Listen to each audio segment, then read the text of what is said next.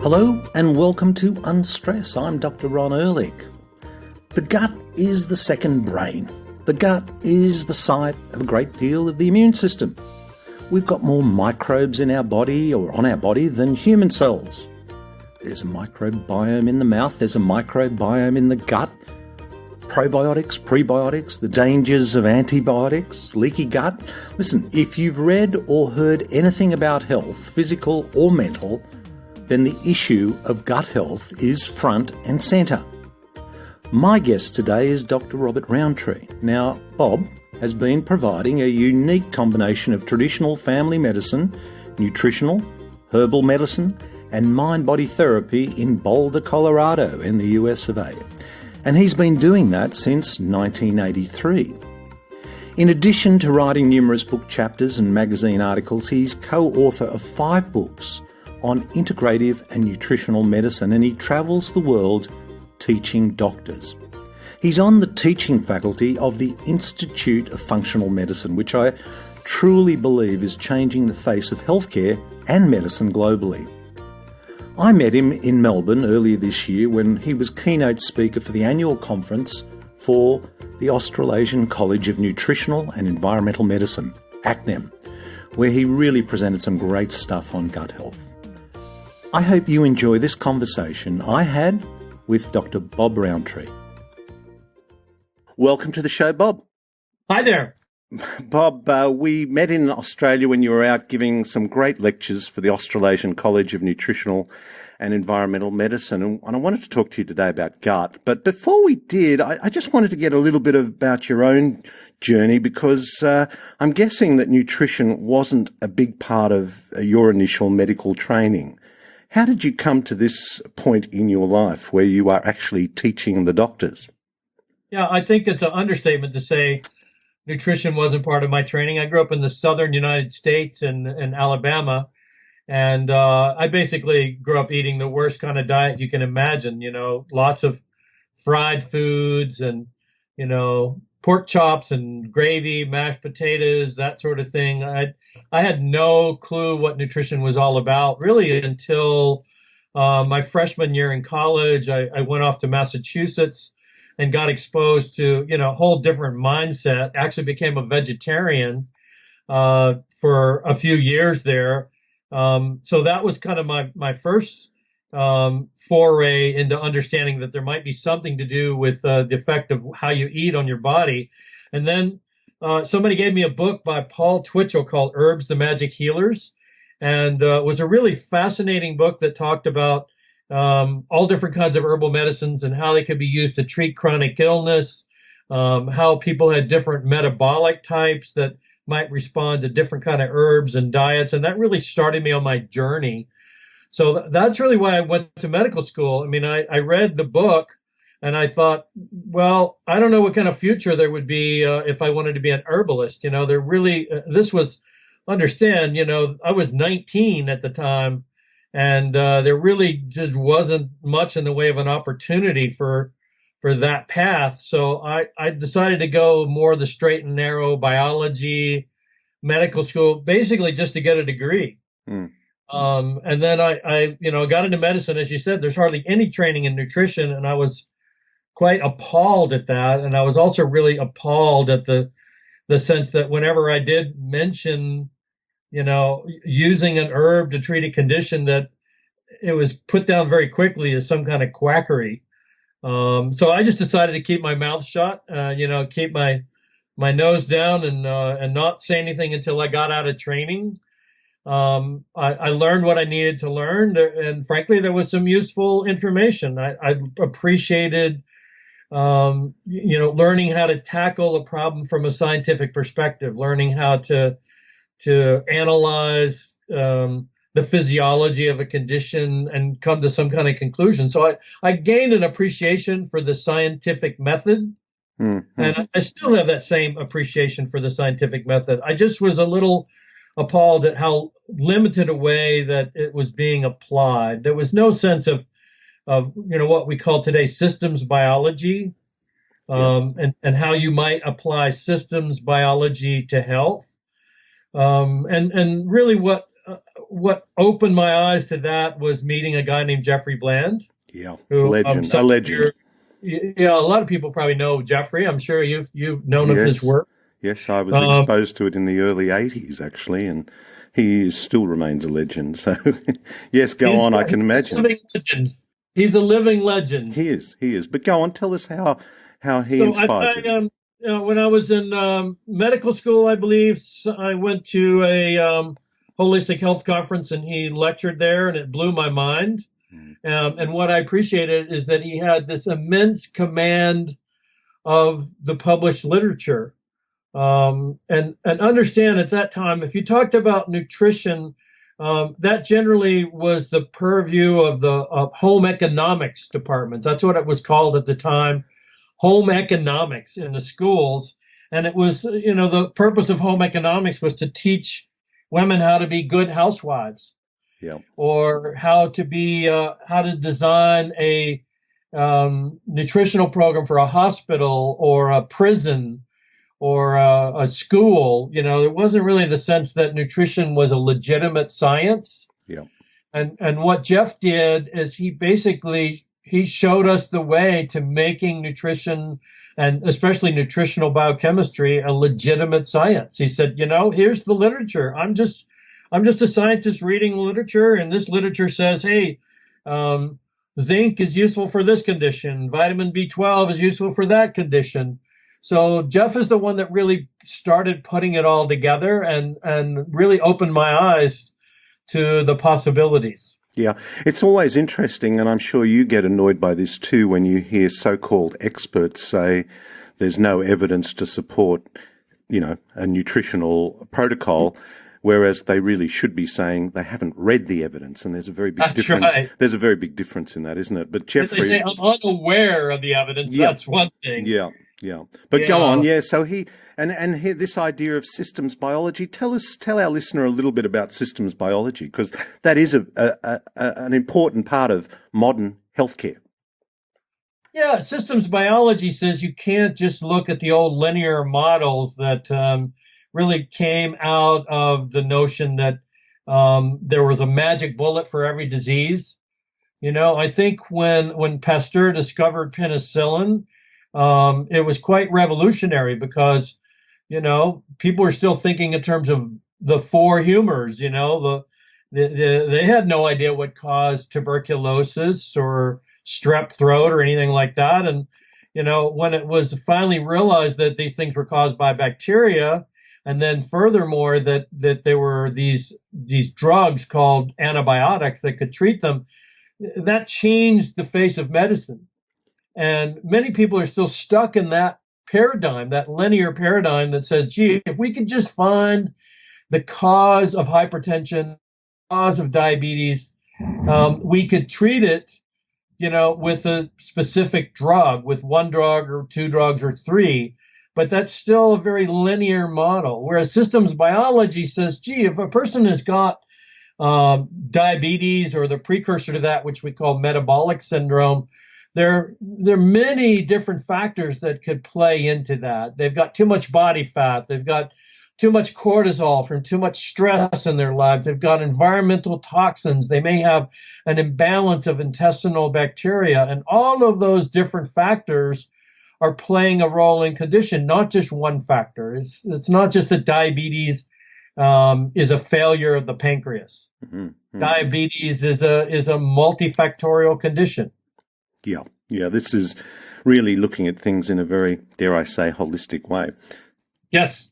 Yeah, absolutely. Yeah, and look, you've actually come at it from a very interesting perspective, because a lot of people just enroll in medicine and feel that this is the paradigm and study it and go through their entire professional life doing it. But you actually came into it expecting a little bit more, perhaps disappointed by what wasn't there, but it was a kickstart. So when you were listening to the physiology and biochemistry, I think I wish I'd known about nutrition when I was studying biochemistry, because then it would have been a fascinating topic. Yeah, well, I mean, the two are one and the same, but we were taught that nutrition somehow didn't apply. I don't. When I look back at at the early days and the way I was trained, there really was no overlap between nutrition and biochemistry, and that's astounding to me. Mm-hmm. Now, I know you teach a lot of health practitioners because, you were at that conference, the keynote speaker, and it was fantastic. I really enjoyed it. But you're also the editor of a journal in complementary and alternative medicine. It's often referred to as CAM. Can you tell our listener what that means? Well, to be honest, I don't love the term alternative. But it's what we have. Yeah. And we've used it for a while. It basically is a forum for anything that is outside of the mainstream. And the idea with alternative medicine is you say, just because the mainstream doesn't endorse a particular practice, that doesn't mean it isn't legitimate. Yeah. And I've already mentioned that in terms of herbal medicine. In some countries like Germany, botanical medicine is studied as part of medical school. Yeah. So it's not considered to be alternative, but in the United States, and I think also Australia, New Zealand, that herbal medicine is kind of considered to be a soft science or an alternative science. So, we have a journal, Alternative and Complementary Therapies, that is there to provide a forum for people that have been shut out of the traditional publishing world. And, that traditional publishing world, as I'm sure you well know, is often dominated by big pharma. Yeah. Well, perhaps a better term that I know is becoming more accepted is functional medicine. Yes. Well, there's functional medicine and there's integrative medicine, and they're two slightly different things. Okay. In integrative medicine, the idea is if you've got a person with a problem, then the main focus is on finding something that will work and being, less focused on making sure that you have documented all the evidence behind everything that you're doing. If somebody has got cancer, then, you may want to go with a mainstream approach with chemotherapy, but maybe they should also getting massage and meditation and prayer and acupuncture. Maybe they're going to do energy healing, so the whole idea with integrative medicine is, let's just pull out all the stops. Yep. And let's do everything that we can. Yeah. And I think that's great. It's a lot of what I do in my own clinical practice is integrative medicine. Functional medicine, I guess you would say, overlapped with that. But functional medicine is, it came out of work done by Jeffrey Bland that said, you can look at the underlying molecular biology and biochemistry of just about any problem. And if you can understand what that molecular biology is, then it allows you to generate interventions. Yeah. So if you understand the molecular biology of metabolic syndrome, prediabetes, or diabetes, then you can address the condition based on that molecular biology, which is a very liberating concept because in mainstream medicine, you diagnose somebody with diabetes and you look up in a book what the drugs are or the injectable like insulin therapies that you might use, and you follow the guidelines. So medicine is very guideline driven. Whereas in functional medicine, we're less focused on the guidelines and more focused on the underlying biochemical cause, what's happening on a cellular level. Yeah. And that's that understanding tends to overlap in various conditions that a particular person may have, and it's easy to go down that linear path and deal with each symptom individually, but there are connections. Which brings us to our discussion today about the gut, and I heard you say when you were in Australia, we think the gut is inside our body, but it's not as simple as that. No, it's not. Go on, please explain. I thought that was a great statement. I love that. So go on. The human organism is basically a tube inside of a tube, right? So we have all these surfaces on our body, and my friend Michael Ash, who you might have met, is a well-known uh, Dio from the UK. He talks about the dry surfaces and the wet surfaces of the body. Mm-hmm. You know, the skin is a dry surface. The scalp is a dry surface. The membranes lining your nose, your mouth, your throat, your lungs, those are wet. And the gut surface is wet. But otherwise, the skin and the gut lining are very similar. They're exposed to the outside world. Your skin is exposed to water, to the air, to microbes in the air, and your gut is exposed to food and microbes and even contaminants that you're swallowing all of the time. But you're still talking about the inner world of the circulation and the organs and the outer world of what's in the gut and the skin. So why, well, I know this sounds so obvious, but let's talk about it. Why is the gut so important? Well, it's a huge organ. You know, it's, if you think of the gut as an organ by itself, you've got trillions of bacteria. The estimates vary, but the current estimate is somewhere around 20 to 30 trillion bacteria, and God knows how many viruses and fungi that are living inside of our bodies all of the time. And it turns out that those microbes are having a huge influence on every process in our body. Those microbes, for example, they don't just digest our food. It used to be thought that that's what they did, digested our food. In that sense, humans are a lot like termites. So, you know, a termite can chew on wood and digest the cellulose. Well, the termite's not digesting the cellulose. The bacteria in its intestines are digesting the cellulose. Well, that might seem a little esoteric, but it turns out that certain indigenous peoples that live off a lot of roots and naturally growing grains, you know, they're actually eating foods that have a lot of cellulose in it. And because their diet is rich in that cellulose, they actually develop the ability to digest it. So there can be a huge difference between, say, an African or Aboriginal person and their ability to ingest certain raw foods and what we think is a normal, healthy diet. So the microbes are a big part of what make the gut such a unique organism. The microbes also influence how we think and how we feel. Microbes can actually make neurotransmitters. Yeah, well, this is the whole expression about the gut as the second brain, and brain. I've got this feeling in my gut. I've got a gut feeling. You know, there's actually good science behind that, isn't there? Yeah, I'm blanking on the guy's name that wrote that book, The Second Brain. I think it was Michael Gershon. Wrote The Second Brain a number of years ago, and I heard him speak at a functional medicine conference. Was very fascinated by what he had to say. And the way he framed it is that when he first started off his career as a neurologist, he thought, you know, I'll study the gut because it's much simpler than the brain. Yeah, good one. He said, well, you know, the microscopy of the brain, the neurologic connections, that's just way too much. I'll look at the gut. And he started studying the gut, and he said, gee, I found out something really surprising. There's more nerve connections that are going from the gut to the brain than the other way around. Wow. Yeah. Yeah, that's quite a revelation, isn't it? So when we say I got this gut feeling, it's not just an intuition, it's the real deal. Yeah. Yeah.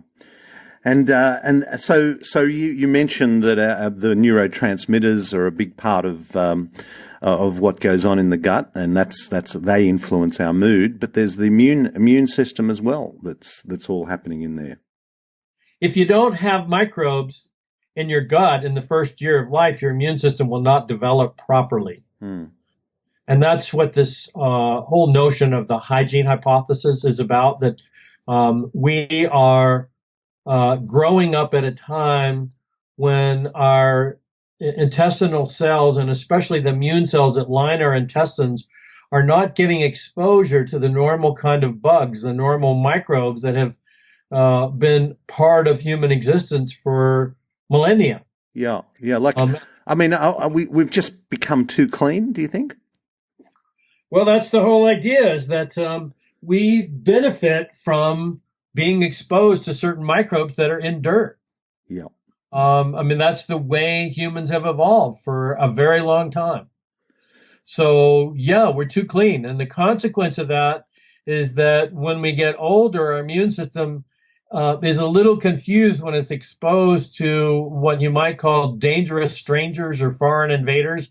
And the immune system can overreact, not even to just dangerous strangers, but just to strangers in general. That's probably what ulcerative colitis is about. The immune system is overreacting to the normal bacteria found in the gut.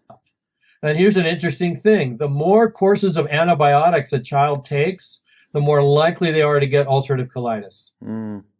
Why would that be? Well, the antibiotics are killing off the healthy bacteria that maintain peace in the gut. Yeah. Yes. Well, the whole issue of peanut allergies, and I mean, allergies in kids are going through the roof. And I remember when I was a kid, I know we didn't have those kind of sensitivities. Well, that's part of this problem too, isn't it? Yeah, the immune system plays a role that we call regulatory. So we may already have cells in our system that could potentially react to peanuts, but we have these regulatory cells that will keep those potentially reactive cells under control. And what activates the regulatory cells? Healthy bacteria. So if you don't have the healthy bacteria, you don't get activation of the regulatory cells, and that allows the immune system to get out of balance and go haywire. And autoimmune diseases are the same thing. Well, that segues into another definition that I think we could talk about or concept, and that is the concept of leaky gut. What does that mean? Absolutely.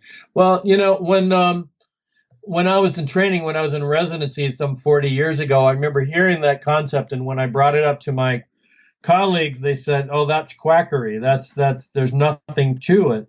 Now I think, if you went to a search engine like Google and you type in leaky gut, or if you go to the U.S. National Library of Medicine and type it in, you will find tens of thousands of articles written about that. So, it sounds kind of goofy, leaky gut, but actually that is what's happening on a microscopic level. The intestines were designed to be semi-permeable. The intestines are not a solid barrier. Instead, the intestines have openings between the cells, and those openings are highly regulated by proteins made by cells that line the gut. So those openings are closing and opening all the time, depending on the kind of nutrients that you're exposed to. What happens if those membranes open up full bore and don't close properly? Then fragments of food, microscopic fragments, or fragments of bacteria can get into the bloodstream. Well, they're not supposed to be in the bloodstream. And our immune system, our circulating immune cells will see those circulating fragments and create an inflammatory reaction. One of the best documented examples of that is something called endotoxin. Endotoxin is also called lipopolysaccharide. It's a component of bacteria, not bad bacteria, just healthy bacteria that are normally found in the intestines. Well, if fragments of that lipopolysaccharide, the endotoxin, get into the bloodstream, they activate the immune system. And that can go down several pathways that are not desirable. One pathway is it just creates this chronic low-level inflammation that can actually lead to diabetes. Yep. Or it can lead to brain fog, or it can lead to joint aches. So depending on the person's predisposition, that leaky gut is the connection between what they eat or the balance of bacteria in their gut and how they feel. Yeah. And this going back to this concept of the gut being inside the body, well, we're exposed to things from the outside, nutrients, bacteria, toxins that pass through our gut, and the gut kind of regulates what gets into our bloodstream. But a leaky gut means more gets into our bloodstream than should. That's absolutely right. Yeah. Yeah. And that then triggers these many autoimmune conditions and chronic inflammation. Yeah. Look, what about how do we know when we have a gut problem? Because it's not always how do we know? It's not always as obvious as you might think, is it? Well, the obvious examples are a person that has chronic gas or bloating. A patient I saw yesterday who said, when I eat, my tummy just doesn't feel right. It feels uncomfortable.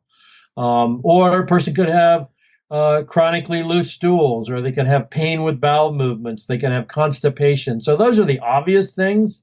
But as you said, some people can either not have those symptoms, or maybe they're not aware of those symptoms. But what they notice is that they eat a certain food, and then say 1 or 2 hours later, they feel itchy, or maybe they get a rash, or maybe they get a headache. There's a pretty good amount of data showing that people with migraine headaches can actually be reacting to certain foods.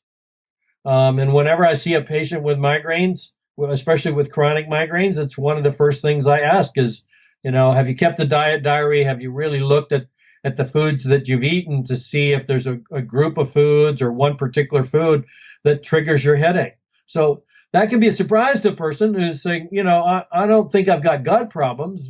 And, this is pain in my brain. Why do you think it's my gut? Well, why not?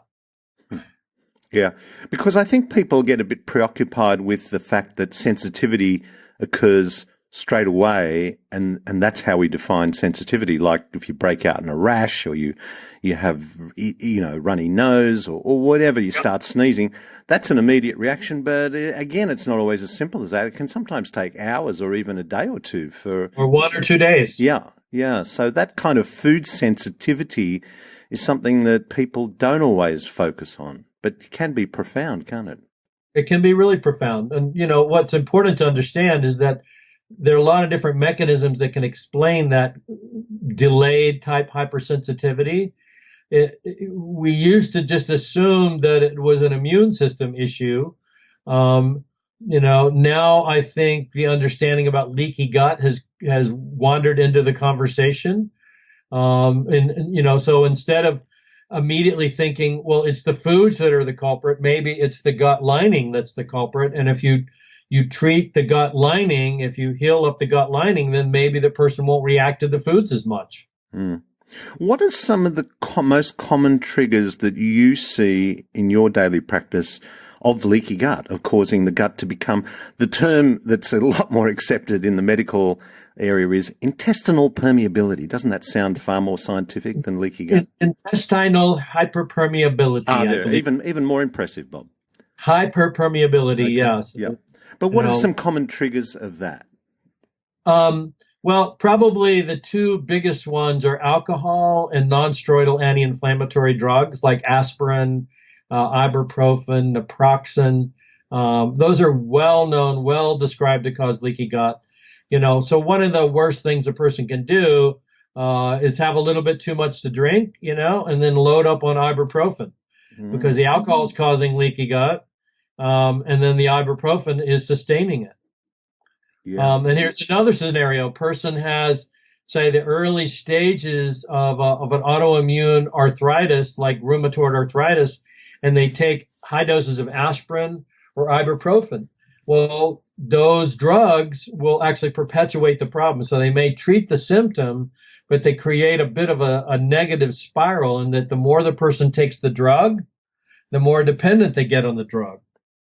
Wow. So that's sort of the obvious scenario. Yeah. Do you have a question about that? No. Well, that's just amazing, really, isn't it? Because that's almost a perfect business model, isn't it? It's a great business model for a rheumatologist, which I don't want to knock rheumatologists. No, I certainly work with them, and they they know their medications, but they don't understand much about the physiology. In my experience, they know how to diagnose rheumatoid arthritis or systemic lupus, and then they look up the drugs in a book and give them the treatment, and that's the end of the story. So when I have a patient with rheumatoid arthritis and I've I've started talking to them about the lifestyle factors or dietary factors that might play a role, then the rheumatologist tends to say, well, there's no evidence that's true. And that's simply not the case. There are many published articles showing that the lifestyle factors, dietary factors can influence the course of the disease. So that brings us to, well, what foods are common? And I think it's ones that people are already familiar with. Gluten is certainly at the top of the list. Gluten is not just in bread. It's in many, many processed foods. Mm. There's the rub is I have people that say, I don't eat a lot of bread, so why would you suspect gluten? And then I start telling them, you need to look on the label because gluten has been added as a thickener, as a food additive to many, many different foods. So if you're not tracking that very carefully, you could be missing out.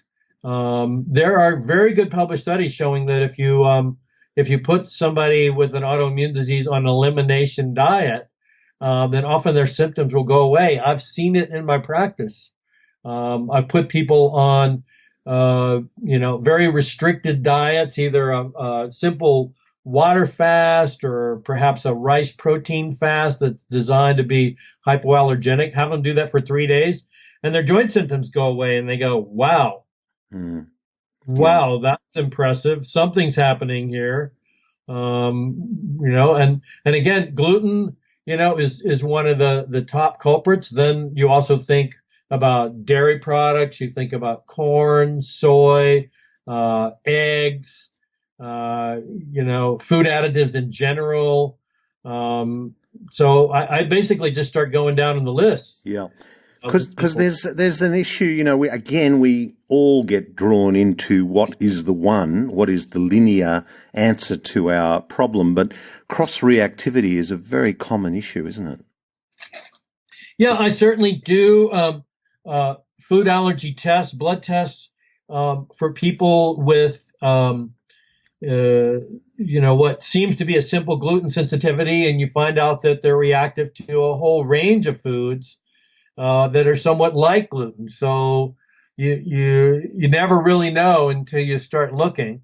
There's hundreds of thousands of different antibodies in our bloodstream. And so it stands to reason that those antibodies, which are little proteins made by our immune cells they're basically heat-seeking missiles, that latch onto a particular target like a food or a microbe. And they're supposed to be very specific, but it turns out that those antibodies are not that specific. Mm-hmm. The other concept, the word that I love, it keeps coming back in so many different areas of the world, of life, is diversity. And when we come to gut, that's a pretty important word too. What is the importance of diversity? Okay, so diversity is a scientific term from the biology community that basically points to the number of different types of microbes that we have in our gut. It's mostly applied to bacteria because that's where the research has been done, but it probably also applies to viruses and fungi as well. And the notion is that again, with the overuse of antibiotics and the consumption of foods that have chemicals in them that act like antibiotics, and probably the best known one is glyphosate, also called Roundup, which is used with genetically modified crops. It turns out that glyphosate is in a lot of foods that people are eating, and glyphosate was initially licensed as to be used as an antibiotic. Wow.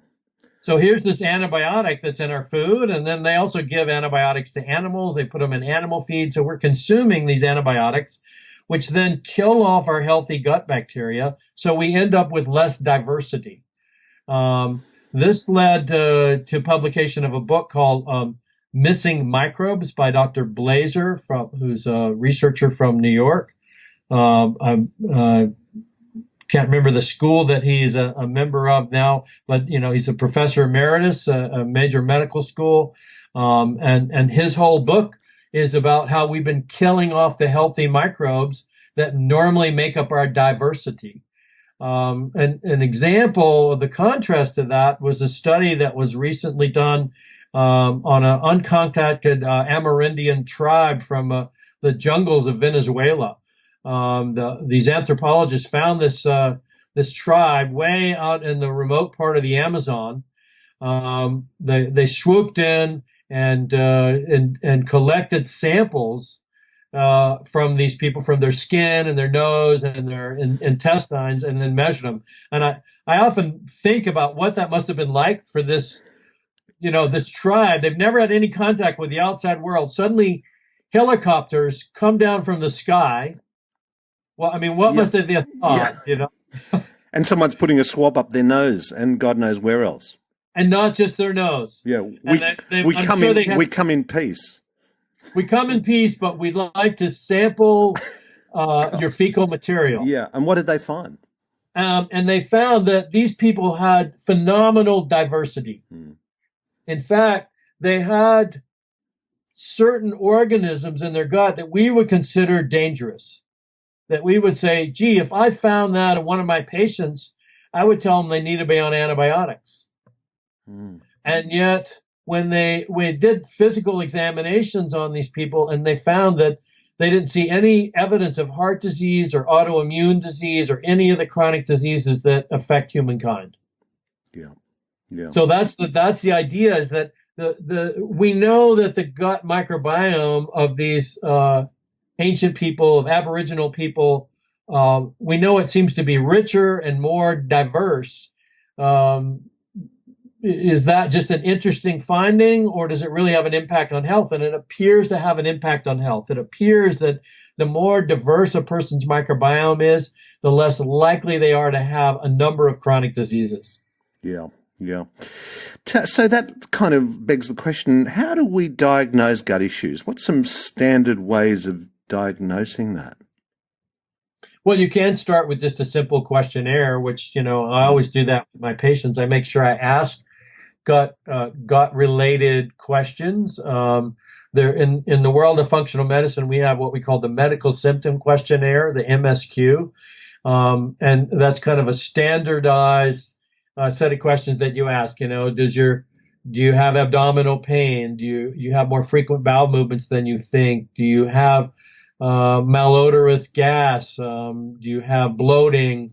The kind of things that a mainstream doctor probably wouldn't ask unless there were a gastroenterologist, or unless the person came in with a specific complaint about the gut.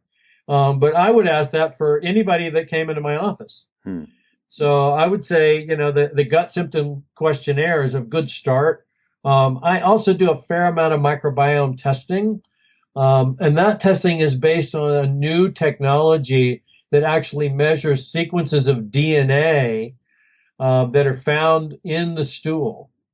And using those DNA sequences, the computer can then determine the likelihood of having certain kinds of bacteria or the diversity of their bacteria.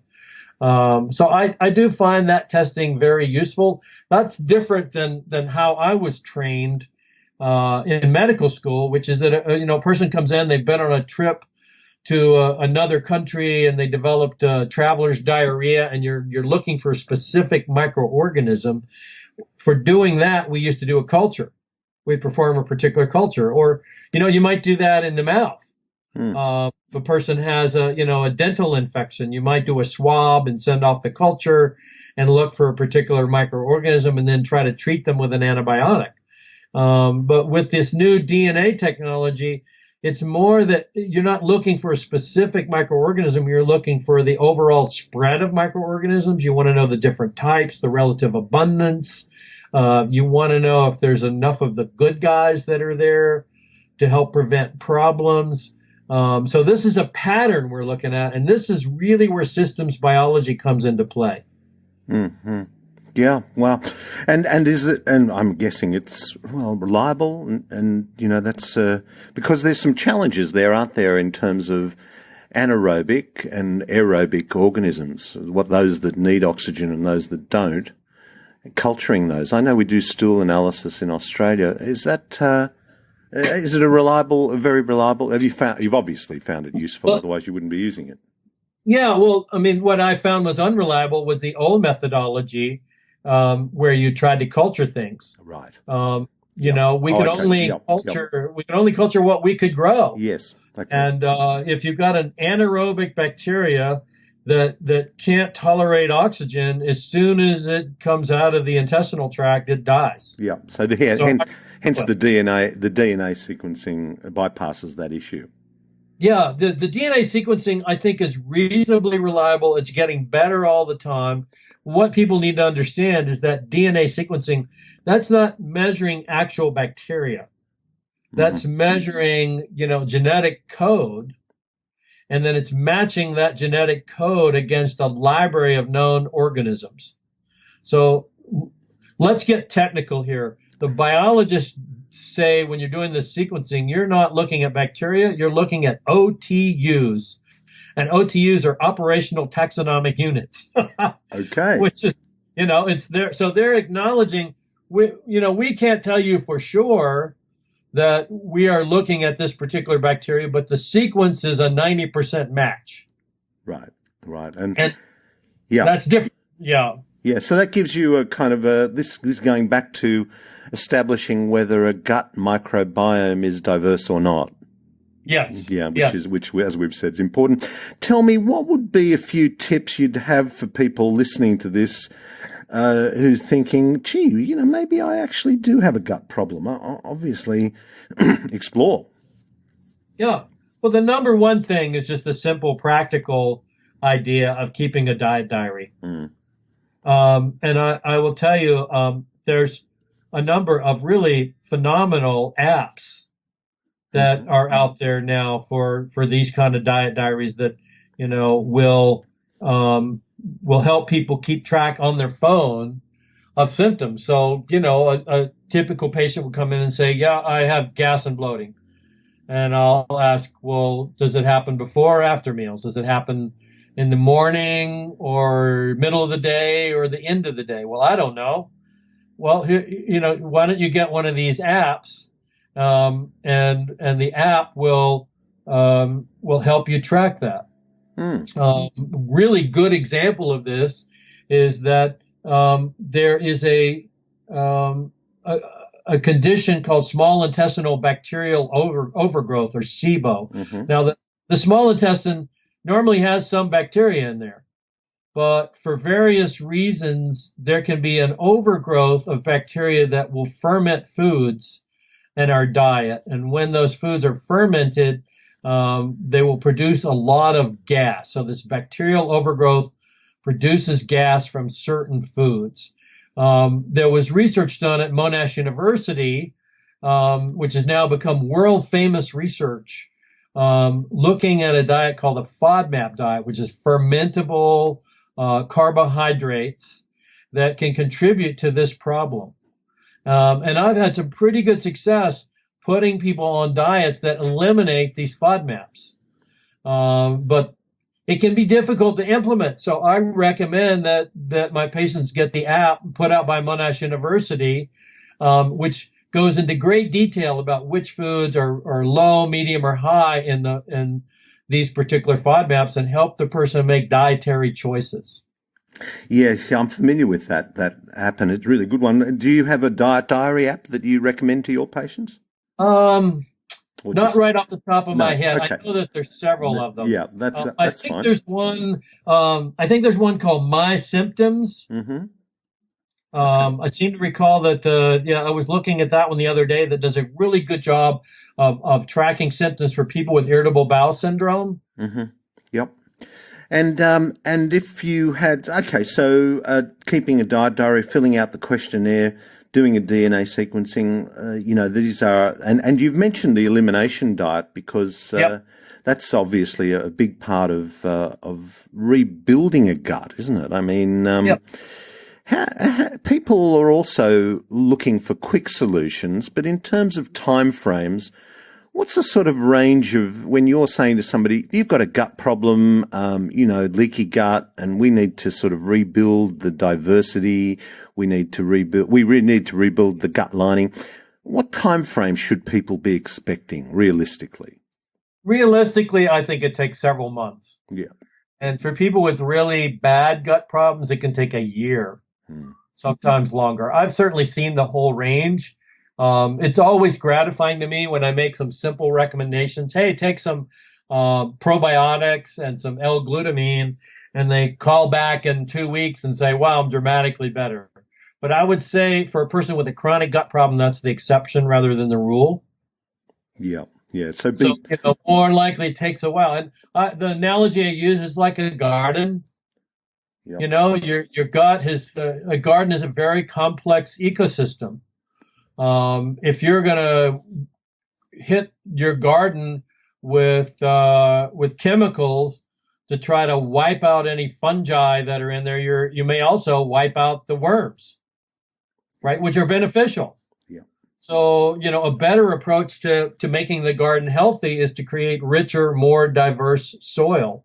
And the same thing is true with your gut. But if you're going to work a garden, any gardener knows that you can't change those conditions overnight, that it may take a whole season to change those conditions. Yeah, that's a great analogy. I love that. Now, you just touched on and mentioned that word probiotics, and so I wanted to also ask you what would be some tips for people wanting to avoid gut problems. To avoid gut problems, the number one thing is not too much alcohol and avoid non-steroidal anti-inflammatory drugs, except for rare occasions. So I certainly have had clients and patients come in saying that they take ibuprofen every day. Well, that's a problem. Yeah. So I think, avoiding those drugs unless they're absolutely necessary. If a person's at high risk for a stroke, then I may actually recommend that they take a low-dose aspirin. So that's one exception. But then I would also tell them to do some things to keep their gut healthy. So that would be number one, is being careful with those drugs. Mm-hmm. Number two, again, would be to only use antibiotics when absolutely necessary. I have patients that come in that say, hey, I've got a little sinus congestion. Can't you give me some erythromycin? And I do my best to talk them out of it. For one thing, the data shows that sinus infections don't respond all that well to antibiotics. So it's more of a public perception that the antibiotics are necessary. So I try to talk people out of antibiotics whenever possible. I like to use, more natural substances whenever possible. Even just having people flush out their nose with salt water can sometimes help resolve a sinus infection. So cutting back on that. And then number three would try to eat as diverse a diet as possible with a lot of fresh fruits and vegetables, lots of salads, hopefully locally grown fruits and vegetables whenever possible, things that haven't been shipped halfway across the planet. It's actually been shown that when you eat a lot of raw fruits and vegetables, you pick up bacteria from those foods, and those bacteria can hang out in your gut for a while. They don't really implant in your gut, but they will hang out for a while. And so if you're eating them every day, that will contribute to your diversity. Yeah. And we hear a lot about probiotics, prebiotics. What place are foods some foods are prebiotics, aren't they? Foods are prebiotics, especially fibers. Yep. I certainly do recommend that people try to include fibers in their diet as much as they can, because we tend to eat a fairly a high processed food, low fiber diet, in modern civilization. So the prebiotics are very helpful. Prebiotics are basically fertilizer for healthy bacteria. So that's the whole idea behind them. And again, you can get that from grains. You can get that from lots of fruits and vegetables. You can get it from root vegetables. Turns out dandelions are very good. Banana flour is really a good prebiotic. And then one that I mentioned when I was in Melbourne was baobab, which I was surprised to find there are baobab trees in Australia. Spell that for me. Baobab. Baobab. They're those funny looking trees they look like they're upside down trees. Right. Okay. Yeah. Okay.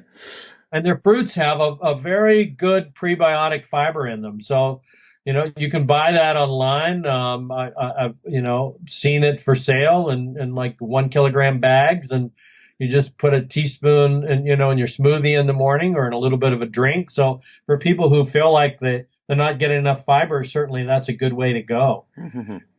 And then probiotics are basically healthy bacteria.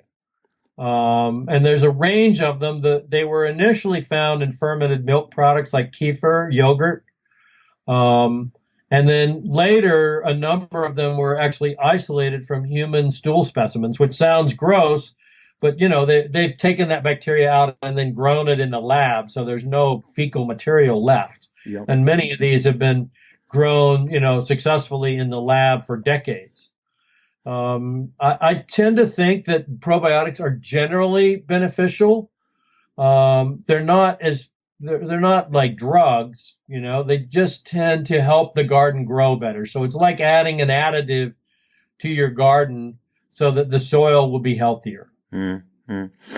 Wow. Okay, that's great, Bob. That has given us a lot to think about. Look, I just want to ask you finally, because I can't believe we're coming to the end of our conversation, but here's a question, taking a step back from your role as a doctor, and we're all on this health journey in our lives. What do you think the biggest challenge is for people on their health journey through life in our modern world?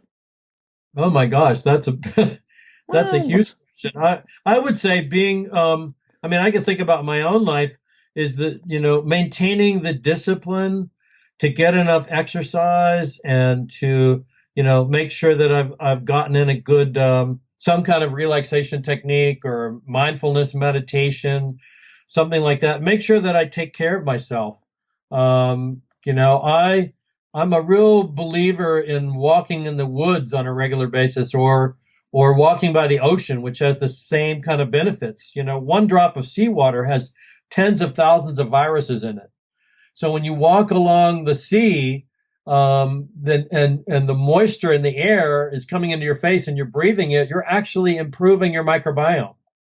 So a challenge that I see in a lot of my patients is they get so busy and they get so overworked that they start putting off their outdoor time. They start, putting off their exercise. They start putting off their meditation time. And at the same time, it's really easy to start eating more processed foods, maybe having a little bit more alcohol to drink, and then getting into some bad habits. So it seems like it's a hard discipline, to want to eat a clean diet and do all these practices that are going to keep you healthy. So the biggest challenge I have with patients is to convince them that these things are all for their benefit. If they eat a healthier diet, they're going to live a lot longer. Yeah, great message to end on. Bob, thank you so much for joining us today. I've so enjoyed talking to you. It's been a great pleasure. Maintaining discipline. Isn't that everyone's challenge? The other word that keeps popping up is diversity. The more diverse the microbiome, the better, healthier, and more resilient you are. Whether it's in the gut or, for that matter, the mouth, it's all part of that tube which connects our insides to the outside world. It's called the digestive tract, and that runs from the mouth to the anus. Our conversations in past episodes on regenerative agriculture with Joel Salatin, Charles Massey, and Alan Savory all made that point about healthy soils too. The more diverse the microbiome of the soils, the healthier and more resilient they are. Diversity equals resilience. Actually, I think that's a great metaphor for our world in general, but that's another story. The other issue is that of food sensitivity. Now, from my own experience, food sensitivities are so much more than the immediate response of breaking out in a rash or a runny nose when you've eaten something. Many food sensitivities take hours or even days to manifest, so you might never associate a food you have just eaten with an inflammatory or hypersensitive reaction. It's definitely worth remembering that. And if you have a nagging health issue that won't resolve, well, delayed food sensitivities are definitely worth exploring. Bob mentioned the app My Symptoms, which we will have links to, and also that medical symptoms toxicity questionnaire, which we will also have a link to, and give it a go. See how you score. We'll have links also to the Institute of Functional Medicine, of which he is a faculty member. So, lots of links, lots of things to think about. Until next week, this is Dr. Ron Ehrlich. Be well.